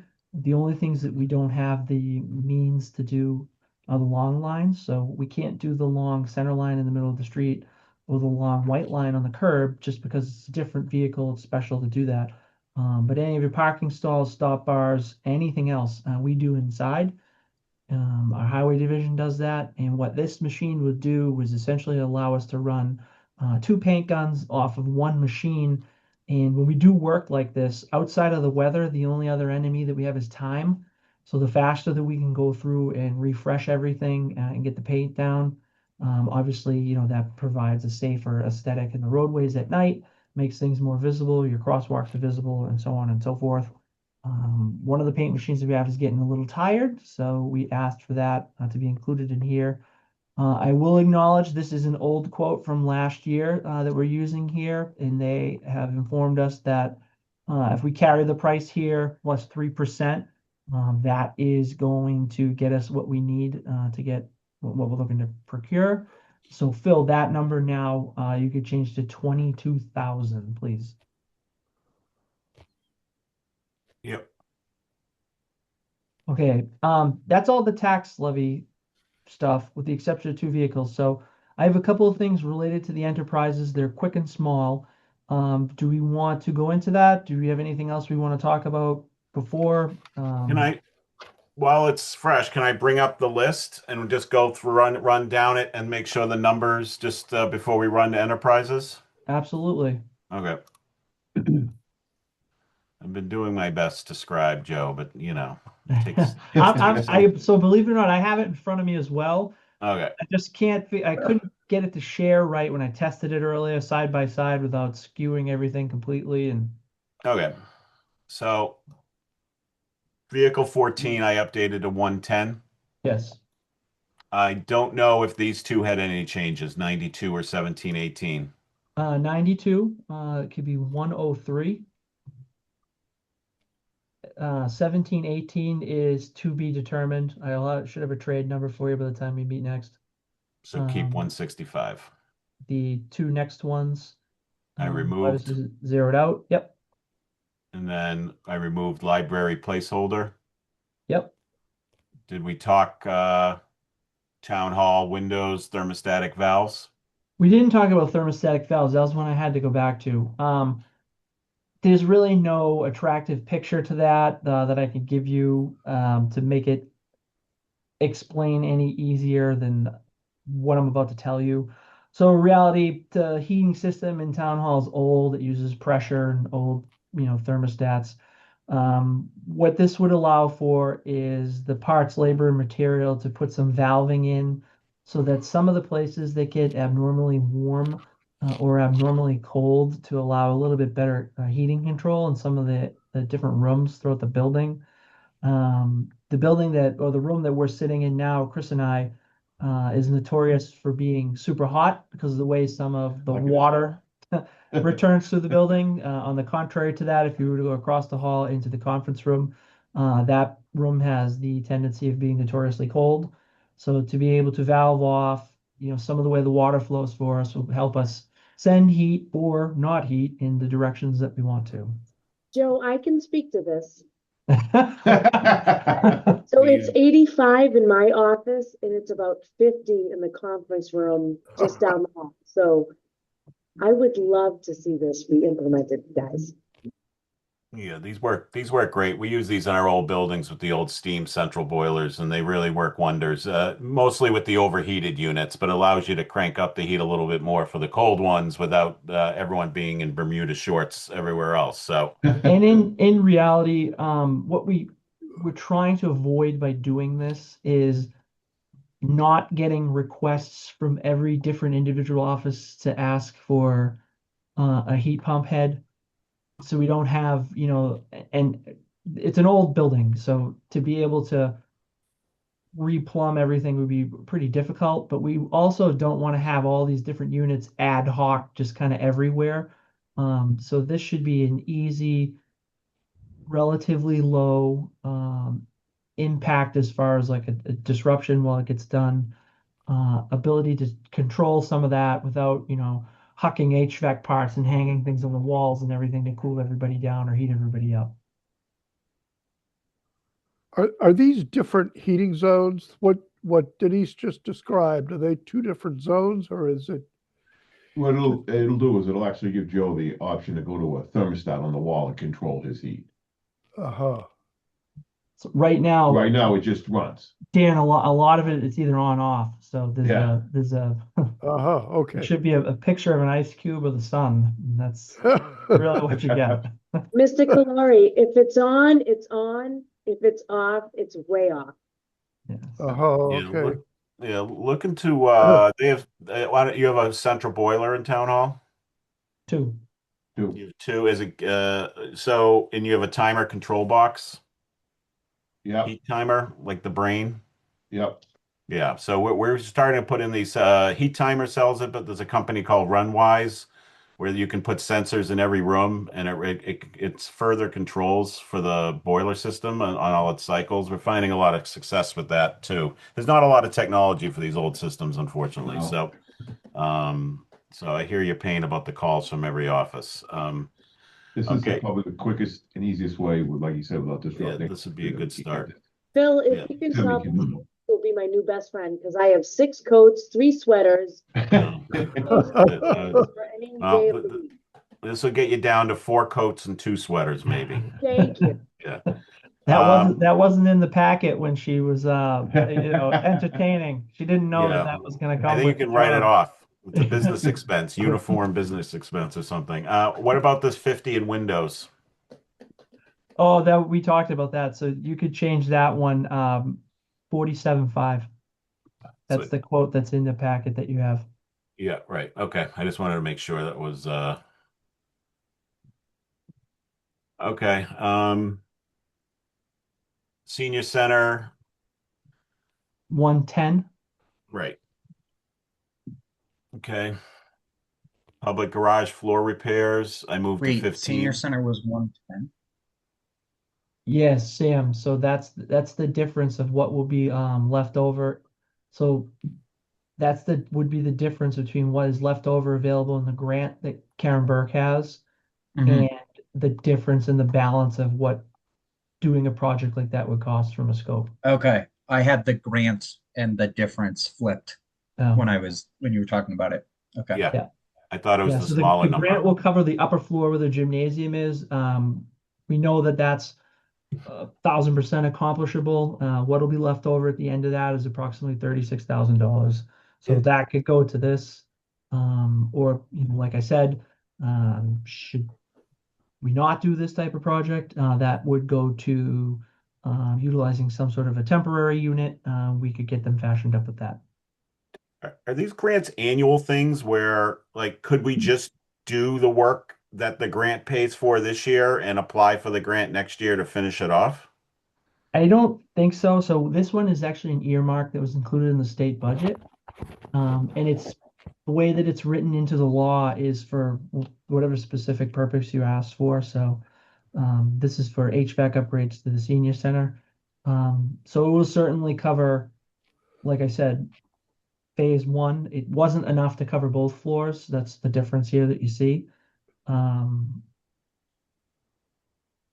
Probably this wouldn't was a- roll, probably Yeah. wouldn't roll the dice and do it and think that you could pay yourself back. They kind of frown on that. I think when they go Yeah. to their hierarchy of needs and requests that come into the delegation, you know, they're probably, I won't speak for them, but they want to make sure that what they're doing with these earmark things are, achieving, the biggest value that they can for their constituents, but then also that, if it could accomplish that and serve a need in an area where the town might not, have the means to be able to get something accomplished, they kind of get the double win there. I would say that's probably going to reign supreme Yeah. in selecting that. And because of Okay. the way it's written, Phil, the only thing we can spend it on is the senior center HVAC. Right. Okay. And the original senior center program was an ARPA funded program, if I remember. Yep, that's correct. Correct. Yeah. So Okay. just a history piece in that when the project was unfinished, and we started getting the town council all the different quotes, in their decision making. I wasn't in the room when that conversation was had or the decision was made, but I think that what the trade-off would have been is you may have been able to get AC into the second floor, but it would have come at the expense of not having that upper floor and gymnasium finished. So you still would have had a floor that you would have had a whole floor to the building that would have been, relatively still undone. So they had chose to accomplish the most that they could to get every floor at least to the point where you could have some sort of function or some sort of gathering in them, and then work on the HVAC component as a secondary to that. Okay. So I highlighted these two because together insulation and siding, are they both 120 still? No, so if they're done as a pair, the price both of them would be 150. I just not buy one get one free, but you get a little bit of a deal on it. So If wait, we were to separate it out, yeah, it would be 196,000 a building. go up from 120 per to 196 per, If you do it individually, yes. or it's 150 each or 75 each to equal 150. 150 each. Oh, I thought you're making, yeah, Yeah, we're not. that's a lot for siding, huh? Okay. What's the And next again, one? The basement door frame, I changed that stayed at 15. That sounds correct. So no, sorry, 12. Phil, before you move on, we might want to note those have to be together, right? That 150 and 150. Yeah. Yeah, Yes. you're right. Just so we Yep. know when we're going through it all. Right. Thank you. Okay. Where are we with the Civic Center door? 12. Okay. And then what's the 60 for the room divider? Correct. Yep. And that's the room divider and the balcony mezzanine curtain. Here we go. Okay. 36 for the garage doors for two, or is it three? 3. They were able to sneak a third in there for the same price. Yep. In Woodville, RTU 260. Yep. Woodville gas train to 10. Yes. Remove the two RTUs at Dilbear. Correct. Yep. Water heater. So I'm waiting for the number on that. So that's the main water heater to the building. I think it's going to be a shade higher than that. Um, I'd say for now, if you could just make that, if we make that 20 as a placeholder, we had to send some of the information back. I should know probably by tomorrow, and I'll send that back out to you. My apologies on that. So that's one of the things we want to do there is if we believe we could do it now is for change the water heater, but then also incorporate some storage tanks in there too. Yeah. So there's some back and forth on the tanks. And they're not 20-year commercial water heaters in there, huh? We got 10-year. Yep. And they failed on what, 10 years and 2 days? Yeah. Was that the joke that you made at town meeting last year about Oh, me? Yeah, Probably. I remember that. You had them rolling in the aisles. Some about the design to fail No, in however many years, and this one failed in that many years or something. no. Yeah. Stand up's my next career move. It There you was go. good. I'll come see you at Giggles. I'll come. Yeah, we'll do some open mic night somewhere. Walton School. Okay, so and then the Walton door enclosure. I don't know what. Oh, that's yellow. Never mind. That's our own internal highlighting. Those are Yule 10. School, I added boiler replacement with one high efficiency boiler. Keep one old oil is the current proposal, and that's Shouldn't that 120 is be, the request. isn't that With 140 no, with with the abatement? with the asbestos work, it'd be Okay. 138. One, sorry, 138. Correct. Yep. Joe, would this be added to the space needs study for all of town buildings?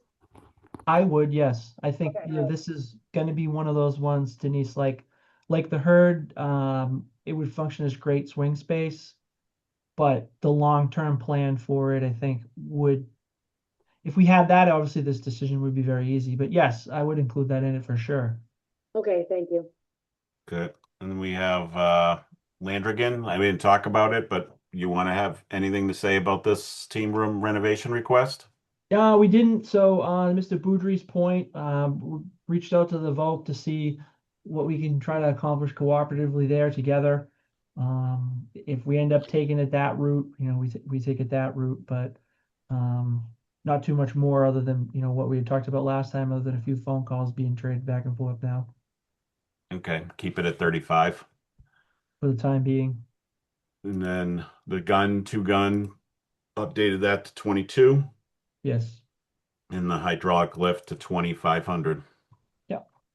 And then we have the two signals that we talked to Captain Hudson about. Okay. Well, with the removals and the updates, that brings us about 901,000 off our goal. So we got to find almost $1 million. Yikes. Do we know, we had asked for IT to come. I thought they were going to come tonight. Have we heard? Because they have a couple big requests. I think it would be really helpful. The school seemed to want to rely, because they're IT related. Do we have any way to like get IT to maybe our next meeting to just talk about these requests a little bit? Yes, so after we got together last time, I talked to Todd on the phone last week about it. Because him and I had talked before, and I basically relayed to him what I thought was going to happen. I gave my elementary explanation as good as I could from my perspective, but I think he needs to bring it home. He was working on that, and I thought he was going to be here tonight, but we could definitely get him in to whenever the next meeting is for sure. He knows that you folks have some questions related to some of the network stuff for sure that he can answer. Monday the 2nd, next Monday at 6:30 would be great, because then he would be the last department we would need to hear from rather than bring him in any later. And that would give us the ability to use our last meetings to just kind of go over these lists. But could you ask him if he could do Monday the 2nd at 6:30? I will highly advise that that happen. Yes. Oh, Okay. actually, I can tell him he will be here. Thank you. Oh, there we go. Yeah. Good. Tell him we'll D- make it yeah. tier 3. Yeah, D, can you tell him to be there then? Yeah, that would be I great. kind of can. Thanks, Phil. That would be appreciated. I know everyone's running around. It's crazy time. Now you got to cool the office down for her, though. I know. I have outfits in every season right now. You know. Okay. I found a random, I didn't ask for the RTU request at Woodville. I didn't see it included startup, but I didn't see it called out, and maybe it's not the full quote for the actual commissioning of the new equipment. Is that what they consider startup? Because it's usually two different things. And I want to make sure with the new piece of equipment going in an existing school that it's commissioned properly and it's Yep. working as is. Can we just confirm that that would be included as part of that quote? I'll talk Yeah, about the because quote. I know we've talked commissioning on a few of our buildings in the last few years. It's not cheap to have to recommission something. So, There's a massive documentation package with that, Phil, too.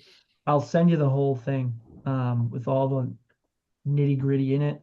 It's probably just written in there, but for the okay. sake of that being 40 pages to scroll through, you kind of Yeah. have to Yeah, if you send it, I'll order. pass it along. It stuck out because we've had a talk commissioning recently, so just wanted to ask.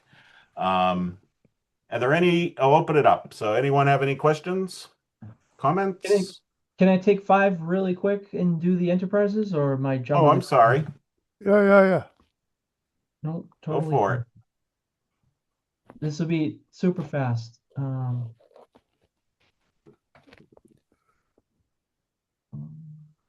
see. Okay.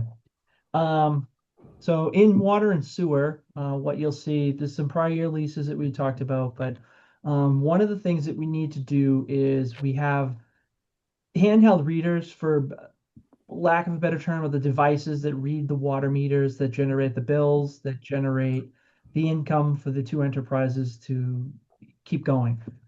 So this quote here in front of you is for the pricing to be able to do that. It's split 50-50. So you'll see half of the requests for this in water, half in sewer. Again, we're not buying half of one or anything like that. It's just, these machines drive the revenue needed for both enterprises, so both pick up some of the tab on that. We'll see a couple of different things in these proposals. So two places, most importantly, some of our network connections into our SCADA to see the Farm Street pumping station, which is the most important pumping station that we have in town. And then the Sydney Street water tank. We need to do some upgrades to those to make sure that we're using the latest and greatest on that. Both mission critical because both buildings drive a lot of the decision making that happens out in the different distribution systems through the day to day. So that's included in here for you folks to see, and it is reflected in the sheet. Phil, if you're keeping tabs along in the sewer section, the service body for truck 68 of $25,000. Yep. We're zeroing that out for now. We're going to move that vehicle's coming up. That's going to be one that we'll see next year. So we'll replace the whole vehicle in kind. Yep. The SCADA section, we talked about the utility body. Phil, for you too, the towable light and compressor, we can zero that out as well. Okay. And then one of the things that we talk about all the time that I explain, but I don't really show you too much because it's one of those we don't necessarily know. It depends on how the year goes and how our luck goes, what we're going to be doing completely. We have a long list of infinite things out in water and sewer that we could be doing. Depending on what breaks and when it breaks or how things happen, we may find ourselves pivoting and doing different things at any point in time. So what I included in this, just so you could see it, when we write these asks for system improvements, and this is for both water and sewer. So here's some of the ways that we do this. We have two on-call contractors that we have all year long. So if we're having a really bad day, we have help that we can call. And then we ask them to price us a whole bunch of different things that we may encounter. You hear me talk a lot about replacing gates and different things, like if a manhole caved in and it was beyond where we could reach, what does that cost? So I gave you kind of a look at what some of those a la carte unit pricings cost. And, depending on, what the year looks like, these are some of the things we could be doing. Here's some of the numbers that kind of drive what this generic system improvement is. So You'll see that there's some things in both sewer and water included in this, but I don't think I've ever given that out before.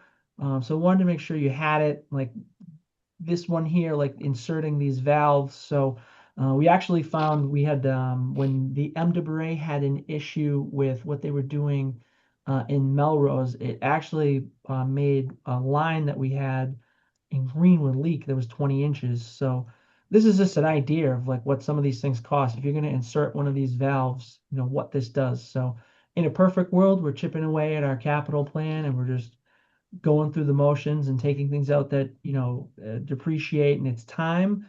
But every once in a while, we may find ourselves in a jam or say, okay, we got to replace something right here and right now. And this is sort of what that list looks like. So, like I said, I've never given that before.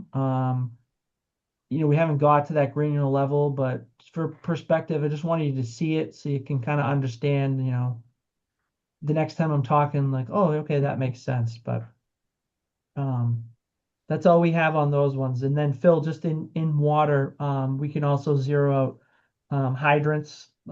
We picked up a few more through our operating budget, so we're in better than good shape there. And then the towable compressor in water, we can also zero out, please.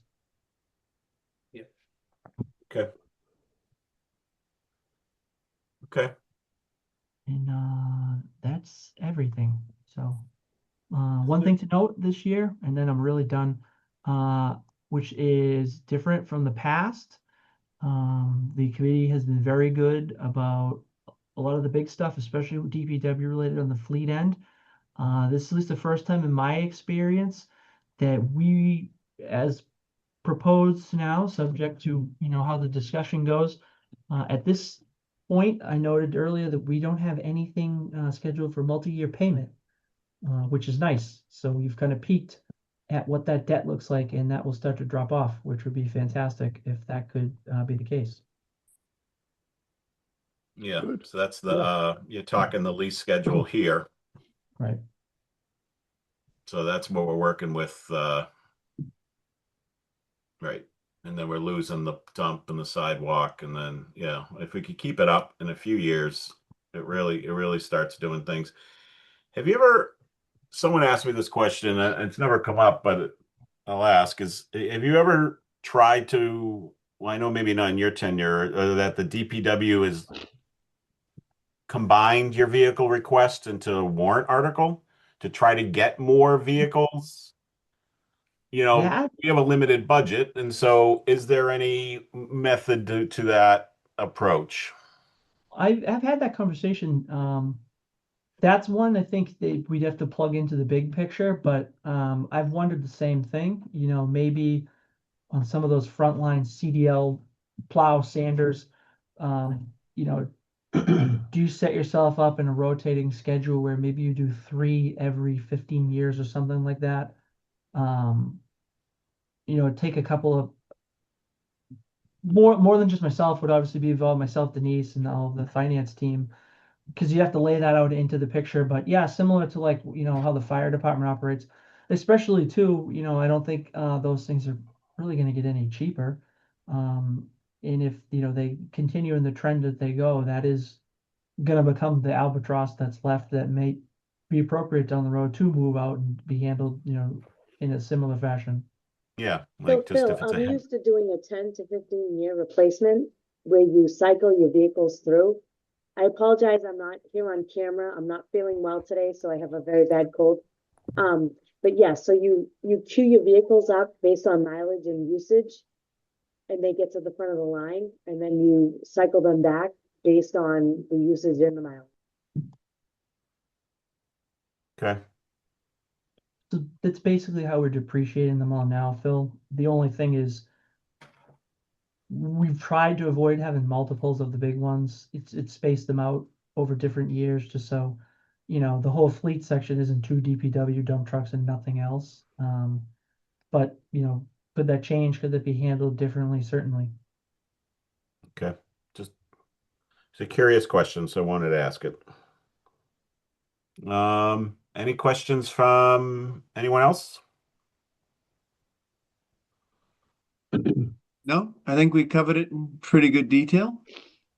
Yeah. Bill, do you have any questions? All set, Phil. Thank you very much. Thanks for asking about the vehicle bundling. Thank you. Yep. Outside of IT, are there any other departments that we should reach out to? That's the last one, Frank.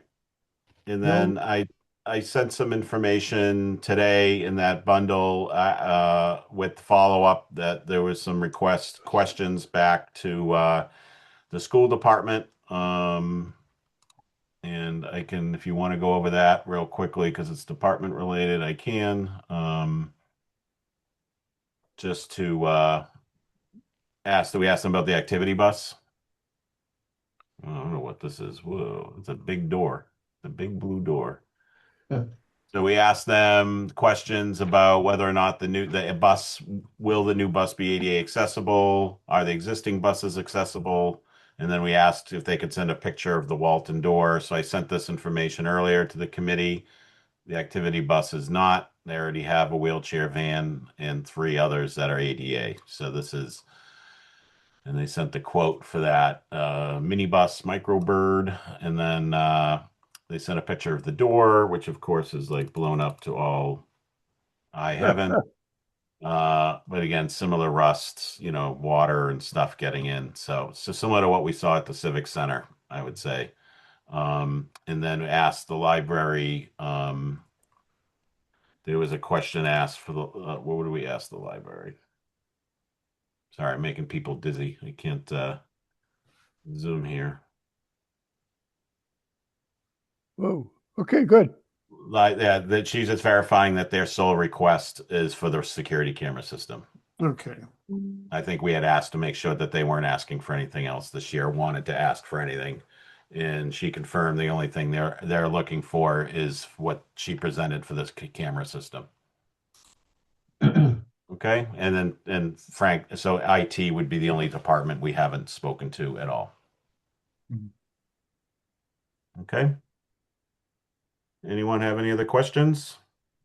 So our goal is to cut out $1 million of requests, roughly. Our goal is I will send this updated list out to everyone tomorrow morning, and then we'll meet again on Monday and next Tuesday. We have Monday, Tuesday, and then the following Monday. So it's March 2nd, 3rd, and then March 9th. Using March 9th as our final, we need to come up with the final vote. So the next 2 meetings. So look at the lists. I think we do a pretty good job talking through and making arguments one way or the other. So we'll just do that again, and we'll get to our magic number. 8:29. Anyone want to entertain? Anyone want a motion to adjourn? I will motion to adjourn. I will. Second. Okay. Thank you, everyone.